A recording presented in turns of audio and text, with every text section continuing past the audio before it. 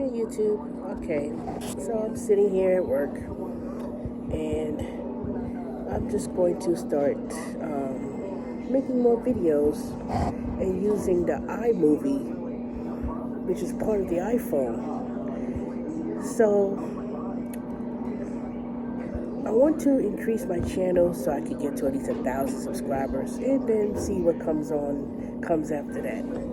I know it's not going to be a whole lot of money being made on YouTube because I've been looking at people's videos and a lot of people are starting to notice about the income they're making, even if they do have a lot of subscribers.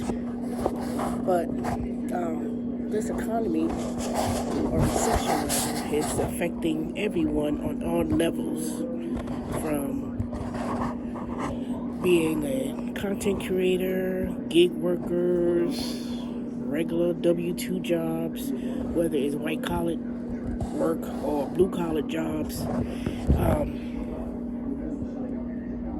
There's a lot of things that's now being affected with this economy.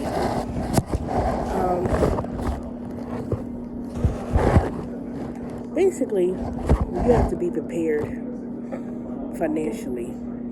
Basically, trying to pay off any kind of debts you have, trying to really budget in terms of your money, and having multiple streams of income. And from that, not so much focus on that everybody wants to start a business to save on taxes, but because a lot of people on YouTube that I've been watching, just because you've been on the Steve Harvey show or you wrote a little pamphlet, doesn't mean that they are experts when it comes to giving advice. And some people I've been watching that I kind of got turned off from because they try to give so-called advice about business and you can write off everything. That's not true. You know, there's such a thing called QBI, and I'm not going to go in deep discussion of specifics of the matter, but one should not focus when they start a business in terms of trying to write off a bunch of expenses, thinking that that's a tax planning way. Number two, everyone is not meant to start a business, but it could be just a way of making extra income and not focus on whether it should be a LLC or sole proprietor or whatever the case may be. That's another big thing that I keep seeing a lot, is that people thinking that starting an LLC is some tax advantage compared to just starting a business and being a sole proprietor. You don't need to be an LLC if you're only a sole proprietor. LLCs, that classification is not based on savings of taxes. It's based on saving of your personal assets. So for instance, you wanted to start a gym and you wanted to start a fitness gym center, doing a boot camp or whatever the case may be. You may want to start an LLC in that case, because a lot of times you have to be registered with the state that you're in and register your business. But being an LLC is no more legitimize your so-called business. But an LLC is more not to do with you saving more money versus being a sole proprietor. So anyway, I'm going to talk about, I've been talking about that for the last 6 years. When people bring up LLC on YouTube and they just get on YouTube and they just start giving this so-called advice without no type of knowledge, no type of research. They just tell LLC, they just run with it. And in all cases, if you just want to make extra money, make extra income, whether you do food deliveries or grocery shopping, and you're an independent contractor for a lot of these companies that I do, I work as an independent contractor. But I'm not going to be an LLC. It's not advantageous in no formal way. But anyway, I'll talk about that down the road as I start focusing on proper business planning, proper tax planning. But don't overcomplicate it. Don't overcomplicate it more than you need to be. Because let me tell you, this type of economy we're entering in terms of being in a recession, the main focus is really about sitting down and having a written budget and budget your finances, personal finance, business finance.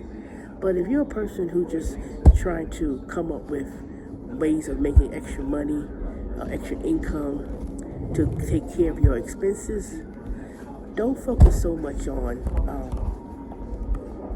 the LLC and this and that or whatever, because the first 5 years when you start a business, you don't really make a profit.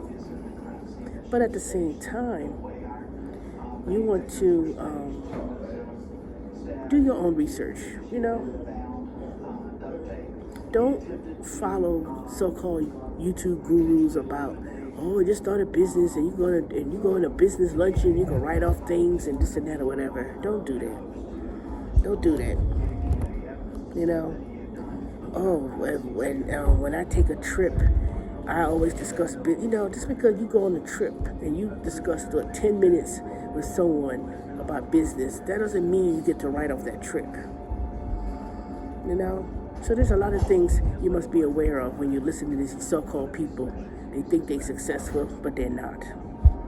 They put on airs as if they, doing well in a financial sense, and they're not. I'm not being a hater, but at the same time,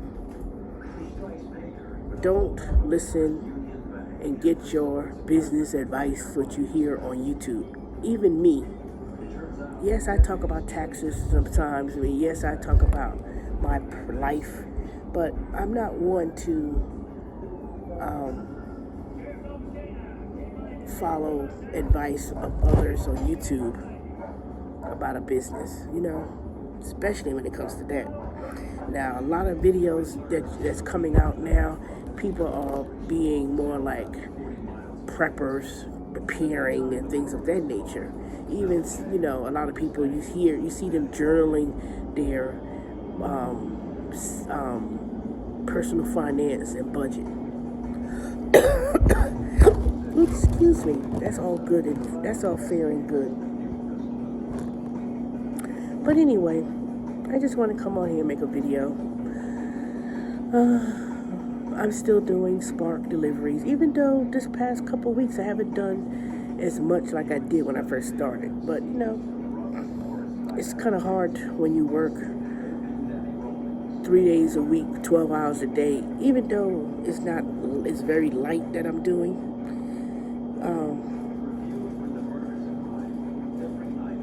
It's getting a little bit more, it's not hectic, but it is pretty good. So I'm trying to do some Spark deliveries when I get off.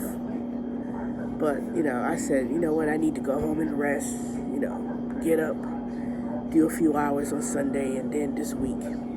So, and what else I need to do? Yes, I'm still studying for the Salesforce, but I need to be more focused because I'm losing focus on studying for my Salesforce admin exam, and I had rescheduled it for beginning of the year because I feel that I'm not adequately, completely studied everything I need to study for, and so I'm still doing that.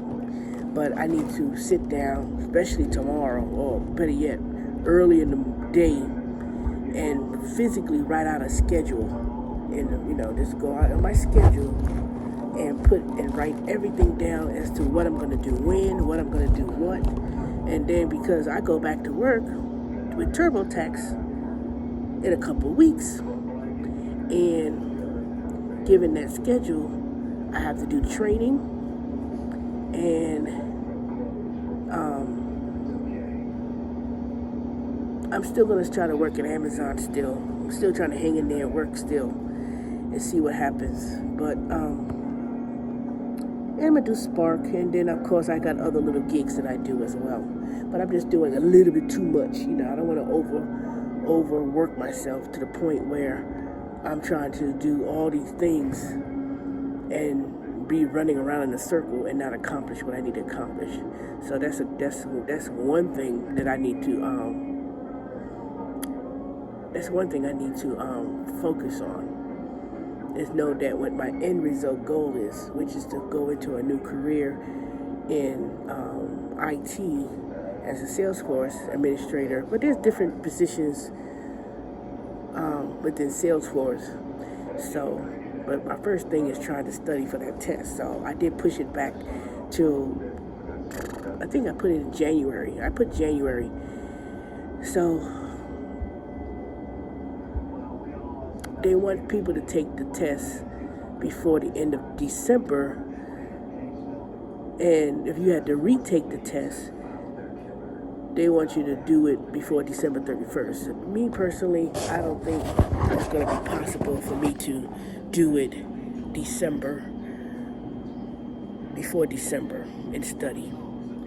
So I'm not even trying to retake a test anyway. I want to pass it on the first try and the first get-go, and then continue to work on my resume and apply for different positions. But the way the economy is going, I don't know.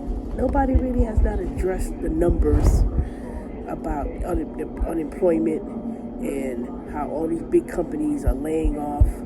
But I know it's not going to really, going to affect me too much, because the projections of growth is there. So, and I'm still working, even the TurboTax, So I'm not leaving TurboTax. I'm just going to work there during the tax season. And then, because you know what? You'll be surprised. Tax season will come, and it's going to be extremely busy. I don't know how people are going to, I know one thing.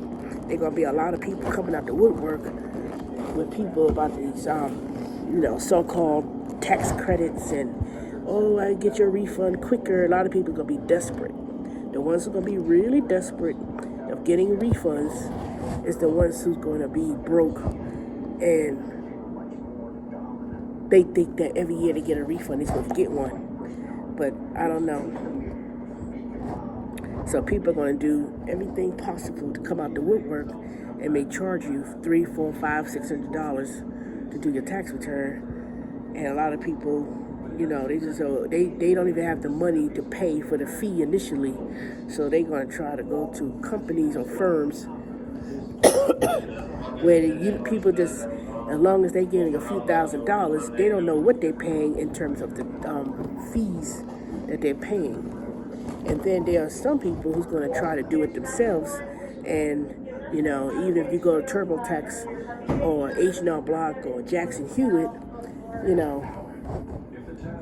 a lot of those offices ain't going to be open. Now, TurboTax, you could do it yourself, or we could do it for you, and you could do it online. So, people who always had done their return themselves, they're going to try to figure it out themselves. That's fine and dandy. But for a lot of people who are doing these little extra gig work, that's another thing that I want to discuss, because I've seen people always saying the wrong thing and don't understand depreciation on a vehicle or writing off expenses. So a lot of people have been saying things that's kind of incorrect too. So y'all know how I feel about when I try to advise people about estimated tax payments, how you calculate that, how you have to keep track of your expenses, and what you can actually write off. But, you can't tell people nothing, so I try not to. getting it with people. And I don't even, when I hear a video of people talking about it, I don't even listen to them talking about giving tax advice.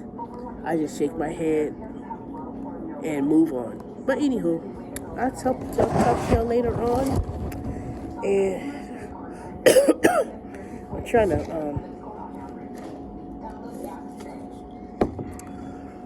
get rid of this, not a cold, but every time I come in here, I always feel so congested and stuffy.